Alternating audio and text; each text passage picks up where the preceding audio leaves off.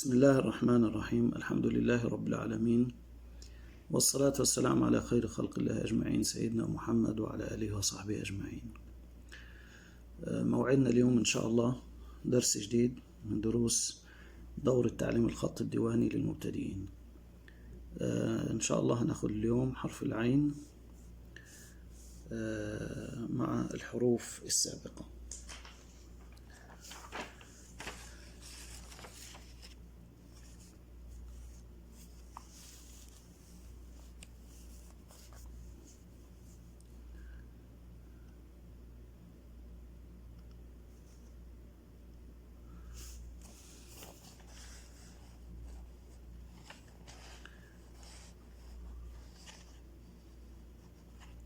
عندنا أهم شيء هنعرف الشكل اللي في بداية الكلام، اللي هو رأس حرف العين نفسه.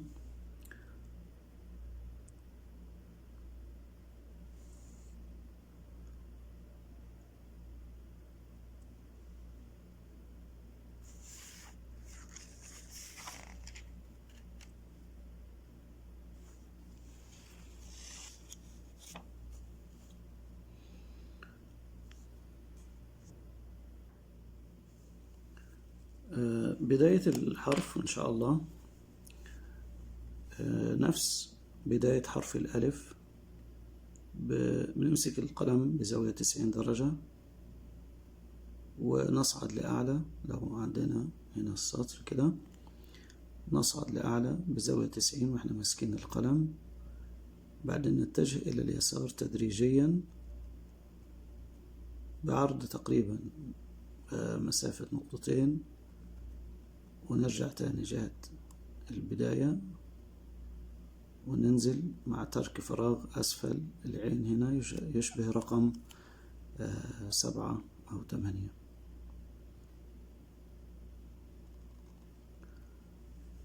فالصعود عندي بيكون نحيف بهذا الشكل.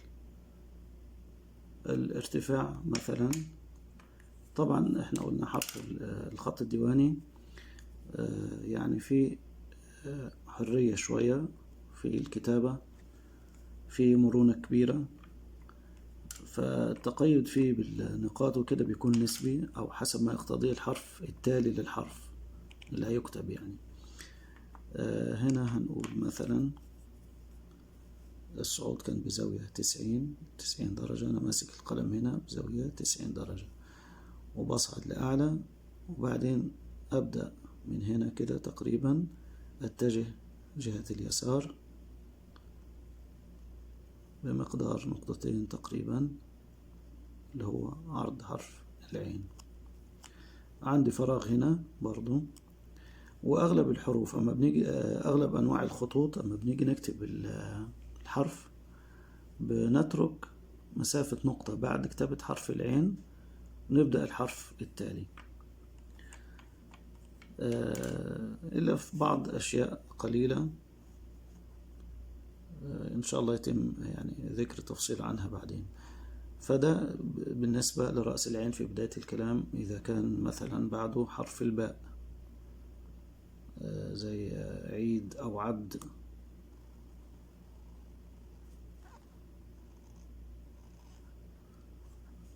فنكتبه كمان مرة كده، ونكتب مثلا بالتدريج. نكتب حرف الألف أولا، أصعد كده زاوية 90 وأتجه جهة اليسار، وبعدين الشكل الداخلي عندي بيضاوي،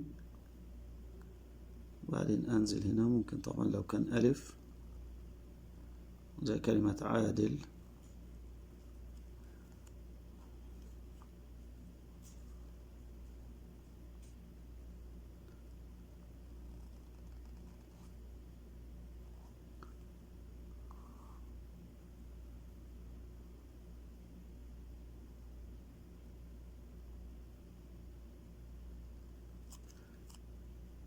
فبيكون عندي حرف العين بهذا الشكل مع الألف.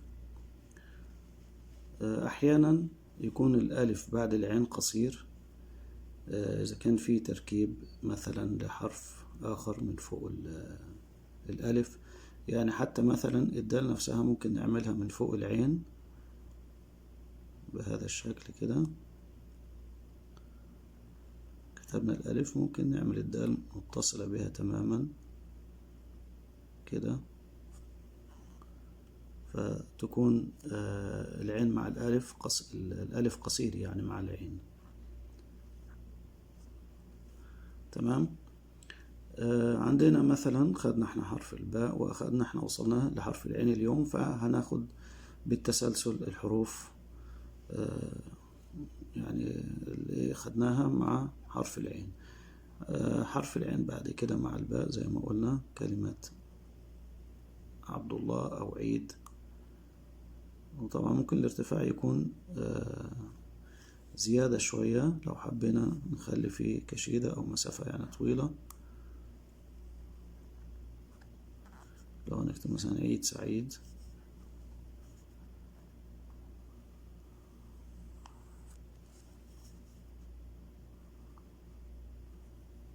أيضا العين في وسط الكلام ممكن تكتب بهذا الشكل.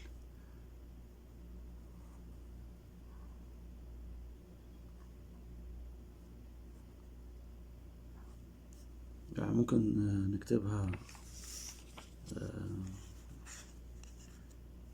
مطموسة أو نفس شكل بداية الكلام. نشوف كده العين مع حرف قلنا هنا حرف الباء أو التاء أو الثاء أو الياء هي نفس الشيء كلها. طبعا التقاء الحرف بيكون ضعيف بنحافة هنا، ما يكونش عريض، ما يكونش الالتقاء بنفس العرض هنا. طبعا ده إذا كان مسافة طويلة زي دي كده مثلا. فإذا كانت المسافة قريبة زي اللي عملناه في البداية هنا، الالتقاء بيكون عريض بالجزء ده. يعني مثلا نكتبها تاني بس عشان نوضح الكلام ده. المسافة هنا صغيرة. هكتب عبد الله أو عيد أي شيء، فالالتقاء العين بالياء بيكون بنفس العرض. أما لو هعمل مسافة طويلة مثلا كده، فبيكون مع سحبة القلم بيكون الالتقاء ضعيف مش عريض.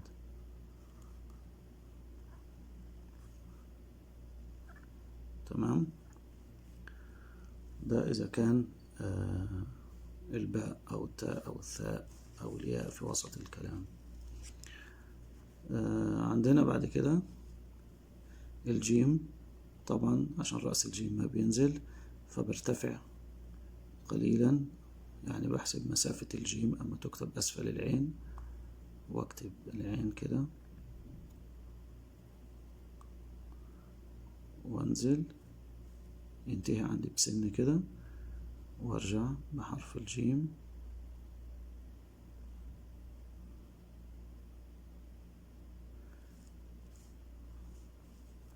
جيم حاء خاء نفس الشيء يعني. أراعي شوية في فكرة تدرج الحرف والحروف يعني اللي بتكتب أسفل تكون على زاوية كده أو ميل واحد. ده بالنسبة للجيم والحاء والخاء. عندنا بعد كده العين دال.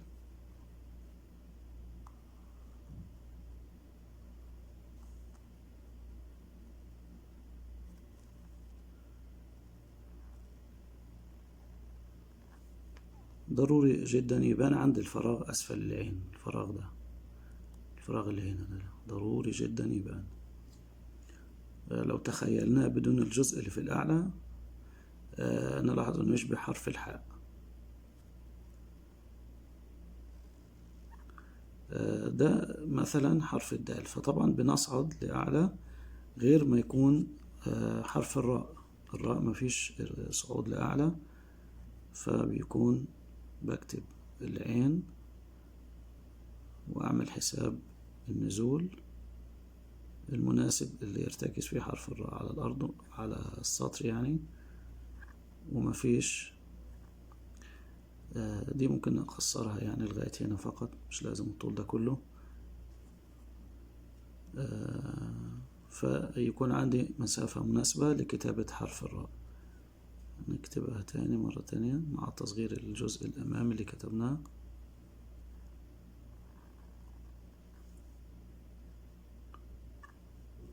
تمام.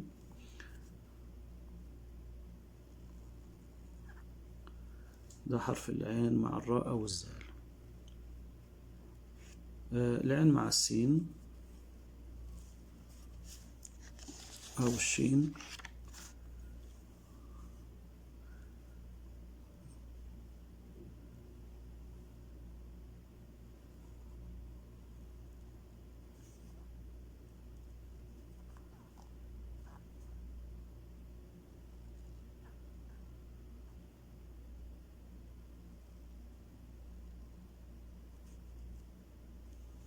هنا دي طبعا سين بأسنان، ممكن نعملها بدون أسنان اللي هي الطويلة. مثلا لو بدأنا من هنا كده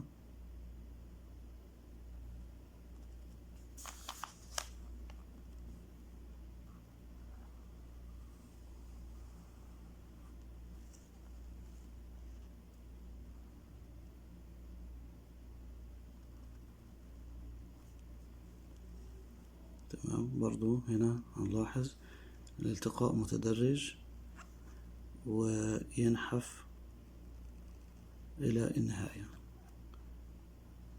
دي أيضا سين. فده إذا كان العين مع السين بهذا الشكل أو الشين. الشين 3 نقاط أو تكتب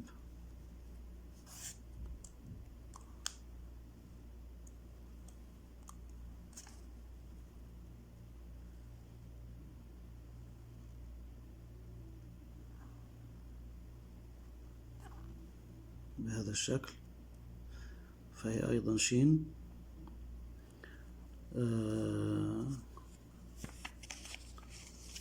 ومع الصاد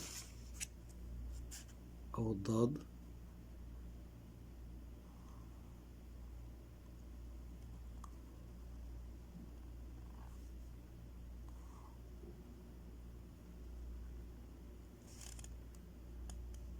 إذا كان بعدها يعني الصاد صاعد.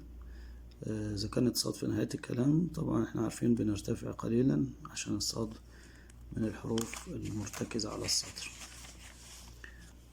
الصاد والضاد. طاء مثلا نشوف العين مع الطاء مباشرة.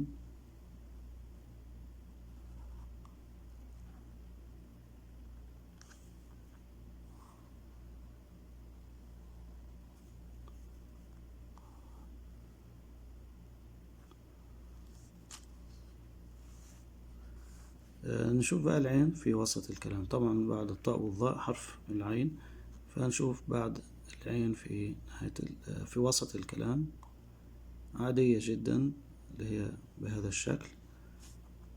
يعني إذا كانت عين بعدها عين أو غين،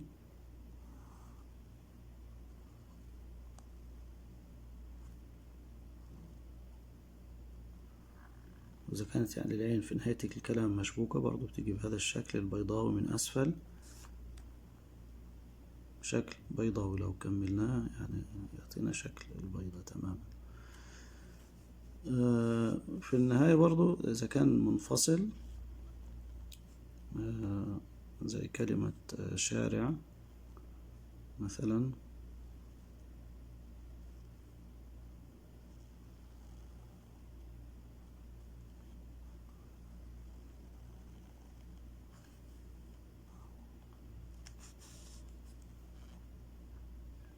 هي نفس رأس حرف العين، وعندنا ليها شكلين: إما ننزل اللي هي تحت السطر بهذا الشكل، أو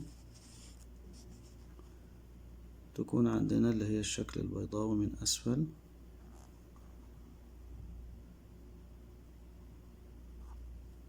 بهذا الشكل.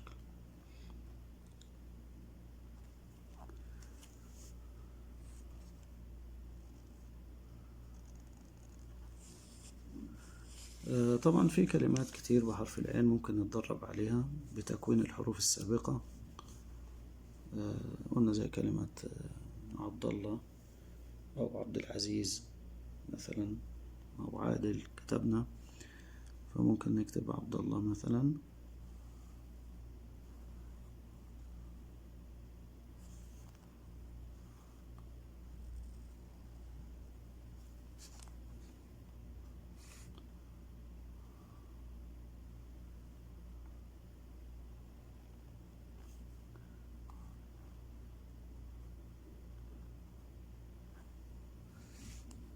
أو عبد العزيز عشان فيها عين برضو في الوسط.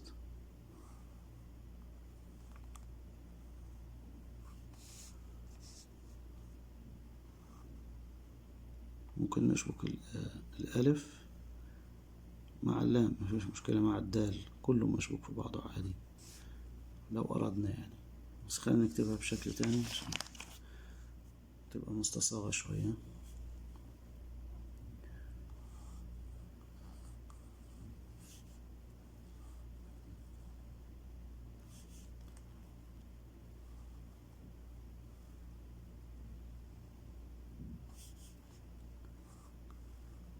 هنا العين عادية، نفس عين النسخ أو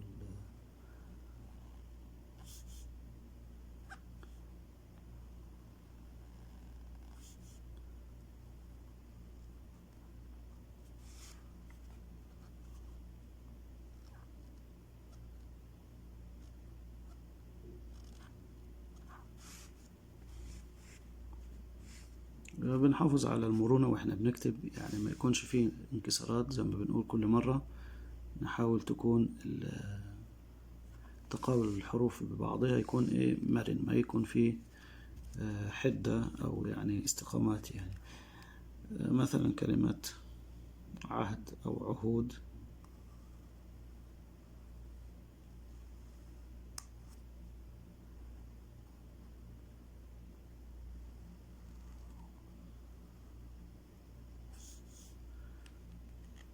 تكتب بهذا الشكل كده ممكن.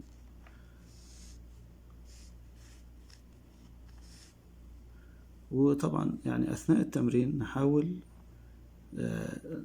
نركز على المرونة في كتابة الحرف، يعني بشكل متوازي مع يعني قاعدة الحرف أو شكله.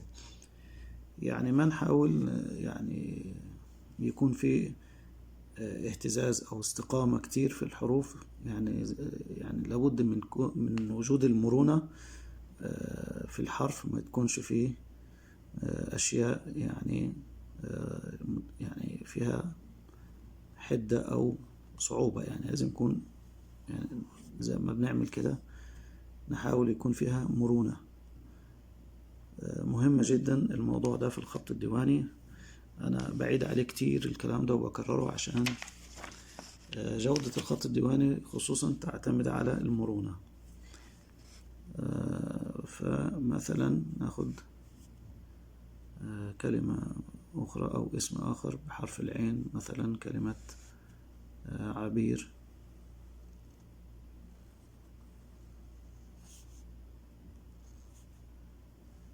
عبير ممكن من هنا على مسافة بسيطة، ممكن نخليها يعني العين نمدها أكتر فتكون بهذا الشكل كده.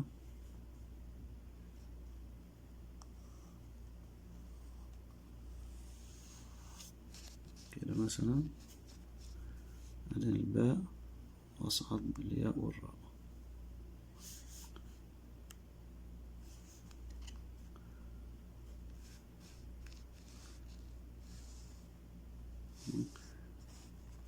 كان في برضو كلمات أخرى زي قلنا زي كلمة سعيد، اللي هي العين في وسط الكلام تكتب بهذا الشكل.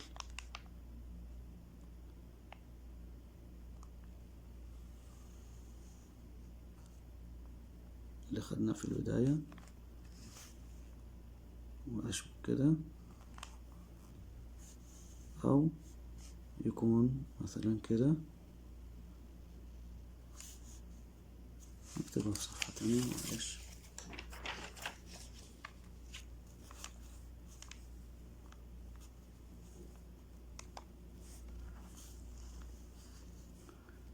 أو نكتب مثلا عيد سعيد.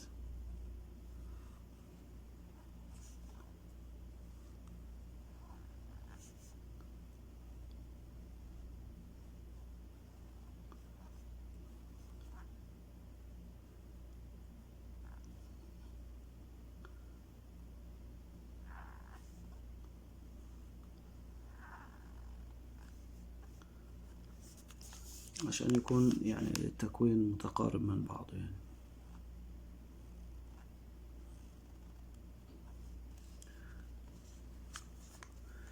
فده يعني بالنسبة لحرف العين أو الغين بالخط الدواني اليوم. إن شاء الله يكون سهل نتدرب عليه، وزي ما قلنا كده إن شاء الله ننتبه لعملية المرونة في الحرف، يأتي معنا بنتيجة أفضل بإذن الله.